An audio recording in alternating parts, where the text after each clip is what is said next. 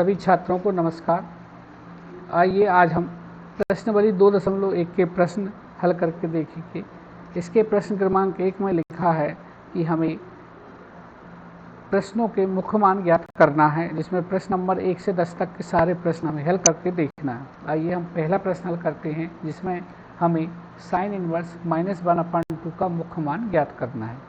इसे हल करने के लिए हम मान लेते हैं, माना साइन इनवर्स -1/2 = थीटा। हम जानते हैं कि साइन इनवर्स थीटा के जो मुख्य मान का जो परिसर या रेंज है वो बंद अंतराल में -π/2 से +π/2 के बीच में रहता है। अर्थात हमें जो वैल्यू मुख्य मान निकालना है, प्रिंसिपल वैल्यू निकालना है, वो -π/2 से +π/2 के बीच में मिलना चाहिए। हमने माना साइन इनवर्स -1/2 = थीटा, जिसे हम आगे हल करेंगे तो हम जानते हैं साइन थीटा = -1/2 आएगा। हम जानते हैं 1/2 साइन का π/6 का मान होता है, तो हमने 1/2 की जगह साइन π/6 लिख दिया। यहाँ पर हम देखें, लेफ्ट साइड में साइन थीटा और राइट साइड में माइनस साइन π/6 लिखा है।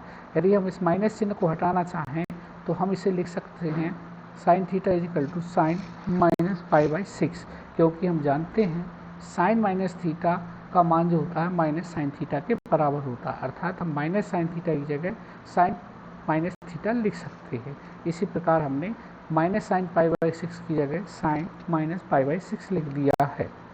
यदि हम साइन से साइन को निरस्त कर दें तो हमें थीटा की जो वैल्यू प्राप्त होगी -π/6 के बराबर प्राप्त होगी। हमें अच्छे तरीके से पता है जो थीटा जो है, अर्थात जो -π/6 जो आया है -π/2 और +π/2 के बीच में है, अतः हम कह सकते हैं कि साइन इनवर्स -1/2 का जो मुख्य मान है -π/6 होगा। आइए इस प्रश्न की सहायता से हम एक प्रश्न दूसरा लेते हैं और उसे हल करके देखते हैं कि किस प्रकार हम प्रतिलोम त्रिकोणमिति फलन के मुख्य मान ज्ञात कर सकते हैं। प्रश्न नंबर दूसरा जो दिया है उसमें लिखा है cos इनवर्स √3/2। पिछले प्रश्न की भांति हम मान लेते हैं, माना cos इनवर्स √3/2 = थीटा। हम जानते हैं कि cos इनवर्स थीटा के जो मुख्य मान की जो रेंज है वो 0 से पाई के बीच में रहती है। अर्थात जो भी मुख्य मान निकलेगा वो 0 से पाई के बीच में होना चाहिए। आइए इसे हम आगे हल करते हैं तो हम पाते हैं कि cos थीटा = √3/2। cos में √3/2 जो मान होता है वो cos π/6 का होता है। अर्थात हम √3/2 की जगह cos π/6 लिख देंगे। यदि हम यहाँ cos से cos को कैंसिल कर देते हैं तो थीटा की जो वैल्यू प्राप्त होगी π/6 के बराबर प्राप्त होगी। हमें पहले से पता है कि जो cos इनवर्स थीटा की जो रेंज है वो 0 से पाई के बीच में है। π/6 0 से पाई के बीच में स्थित है, इसलिए हम कह सकते हैं cos इनवर्स √3/2 का जो मुख्य मान होगा वो π/6 होगा। इन दो प्रश्नों की सहायता से प्रश्न क्रमांक 1 के 1 से लेकर 10 तक सारे प्रश्नों को हम आसानी से हल कर सकते हैं। 1 से 10 तक में एक प्रश्न इनसे भिन्न प्रश्न है जो कि प्रश्न नंबर 5 है, उसे भी हम हल करके देखें ताकि हम 1 से 10 के प्रश्न आसानी से हल कर पाएँ। प्रश्न नंबर 5 में लिखा है cos इनवर्स -1/2, इसका हमें मुख्य मान ज्ञात करना है। प्रश्न 1 और 2 की भांति हम मान लेते हैं, माना cos इनवर्स -1/2 = थीटा। तब यहाँ पर हम जानते हैं कि cos थीटा की वैल्यू -1/2 के बराबर होगी।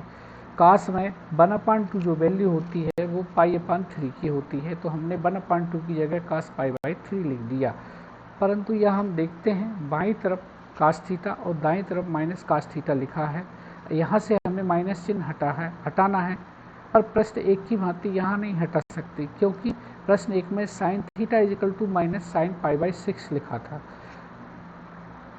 चूँकि साइन में साइन माइनस थीटा का मान माइनस साइन थीटा के बराबर होता है, इसलिए हमने ऐसा कर लिया था। पर cos में cos माइनस थीटा का मान माइनस cos थीटा के बराबर नहीं होता है, तो यहाँ पर हम उस फार्मूले का यूज़ नहीं करेंगे।